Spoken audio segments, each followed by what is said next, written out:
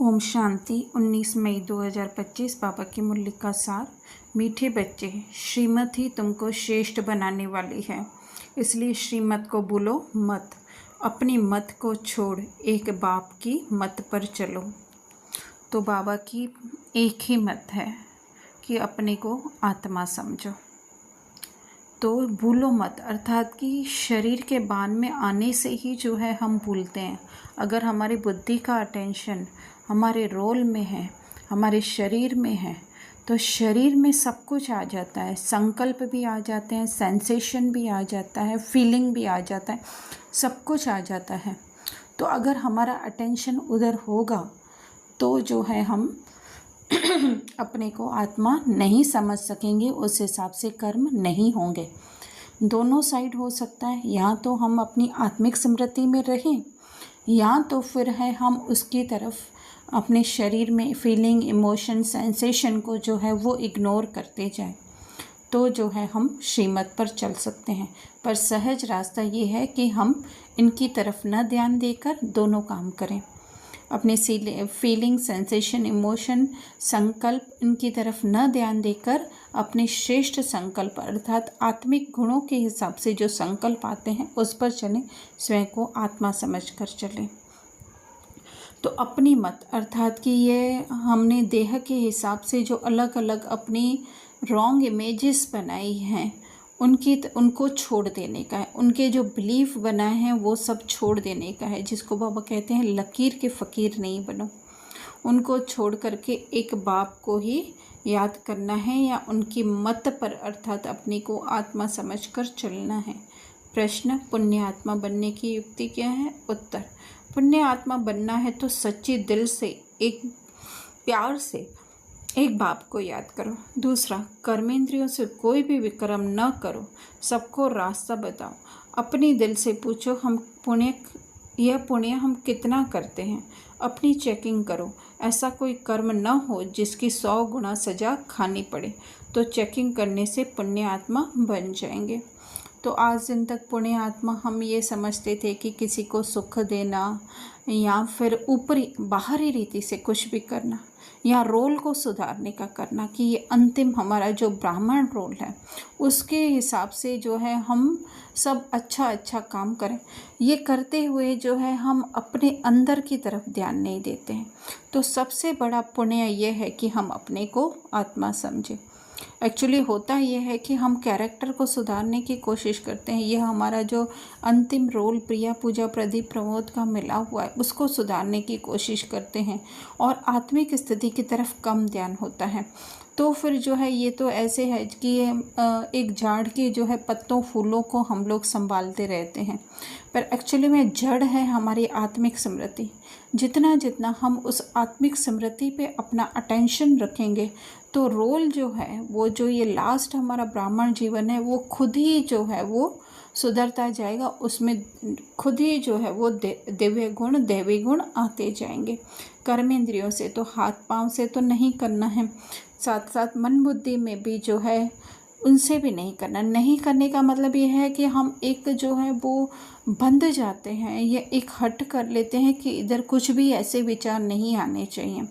पर एक्चुअली में जो है वो जो आने वाले हैं वो तो फोर्सफुली आएंगे, कलयुगी वातावरण, लेकिन हमारा अटेंशन उस पर ना हो, हम अपनी पहचान उससे जो है वो न बनाएं, और जो है वो अपना सत्य स्वरूप हम ज्ञान के आधार से याद रखें कि हम जो है वो सुख, शांति, प्रेम, आनंद से भरपूर हैं। उसके रोल के पीछे की जो है हम आत्मा है। ये सारा इसलिए बाबा कहते हैं बुद्धि का काम है ना। तो बुद्धि हमारी कहाँ स्थिर रखनी है? ये जो सारे विचार आ रहे हैं उसके पीछे हमारी सत्य स्वरूप के ऊपर स्थित रखनी है। फिर बाबा कह रहे हैं 100 गुना सजा, अर्थात कि हमारी बुद्धि जो है इतनी भ्रष्ट हो जाएगी, है ना, अगर हमने अच्छे या बुरे दोनों कर्मों से, है ना, क्योंकि अच्छे कर्म भी ड्रामा में जो है वो डायरेक्टर ने दिए हैं, तो बुरे कर्म तो हम कह नहीं सकते, लेकिन जस्ट ये जो है एक ड्रामा है। जैसे गब्बर का रोल अगर शोले में प्ले किया है तो उसमें अमजद खान का कोई दोष नहीं है, लेकिन अमजद खान फिर अपने आप को गब्बर समझ के प्रायश्चित करने लगे, या अमिताभ स्वयं को बहुत बड़ा हीरो समझ करके अपना बुद्धि का स्तर वो गलत आइडेंटिटी में बनाने लगे। तो दोनों से जो है हमको पहचान नहीं बनानी है। अगर अच्छा होता है तो भी हम ये नहीं सोच रहे हैं हमने अच्छा किया, और बुरा होता है तो भी हमने नहीं किया, है ना। अगर सोच लिया तो उसकी 100 गुना सजा, अर्थात कि हमारी बुद्धि अधिक से अधिक हमारे देह में अटकती जाएगी। धारणा बाप जो अविनाशी ज्ञान रत्नों का खजाना देते हैं उसका कदर करना है, बेपरवाह बन पाप कर्म नहीं करने हैं। अगर निश्चय है भगवान हमको पढ़ाते हैं तो अपार खुशी में रहना है, तो कदर करना है। तो इसका बहुत अच्छा बाबा ने मुरली के बीच में कहा कि जैसे साहूकार होते हैं तो उनको जो है वो पैसों की कदर नहीं होती है, इसी तरह से यहाँ पे भी जो है साहूकार कौन है ना, जैसे कहा ना जास्ती धन, तो यहाँ पे भी जो है जिसके पास जास्ती अगर ज्ञान आ जाता है तो फिर जो बाबा कहते हैं तो उनका कदर नहीं होता है, समझते हैं हम, मतलब कदर नहीं होता कि वो अपने आप को बहुत ज्ञानी समझने लगते हैं। तो हमारे में से भी काफ़ी ऐसे होते हैं जो ज्ञान ज़्यादा अपने अंदर धारण करके वो बाबा की कहने का मीनिंग नहीं समझते हैं, स्वयं को नम्र नहीं बनाते हैं। जैसे कल भी निमित्त का कहा, तो स्वयं को निमित्त नहीं समझते हैं, या ये नहीं समझते हैं कि हम गॉडली स्टूडेंट हैं, तो उनको जो है वो सोचते हैं हमने बहुत मुरलियाँ सुन ली, हमको तो सारा ज्ञान पता है। तो वो है ज्ञान के खजाने का जो है वो कदर नहीं करना। दूसरा, ईश्वर के घर में कभी चोरी आदि करने का ख्याल ना है, ये आदत बहुत गंदी है। कहा जाता कक का चोर सो लक का चोर। अपने अंदर से पूछना है हम कितना पुण्यात्मा बने हैं।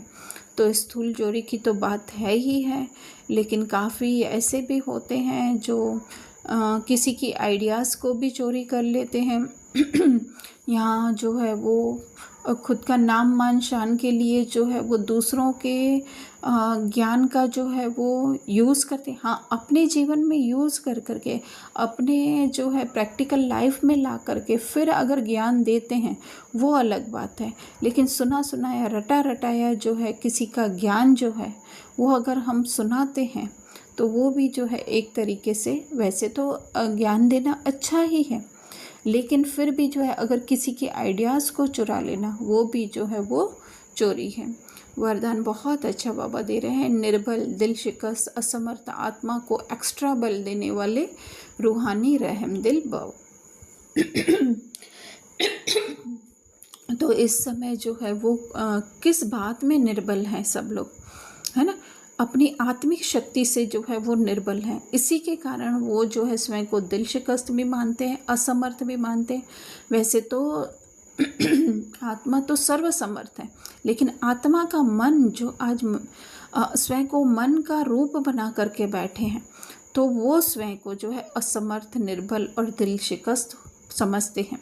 तो ऐसी आत्माओं को बाबा कह रहे हैं होपलेस केस में भी होप पैदा कर दो, अर्थात कि हम उसको इस दृष्टि से देखें कि आप तो हो ही सर्वसमर्थ, आप तो हो ही बलवान। तो ये जो है वो होप पैदा करना हुआ।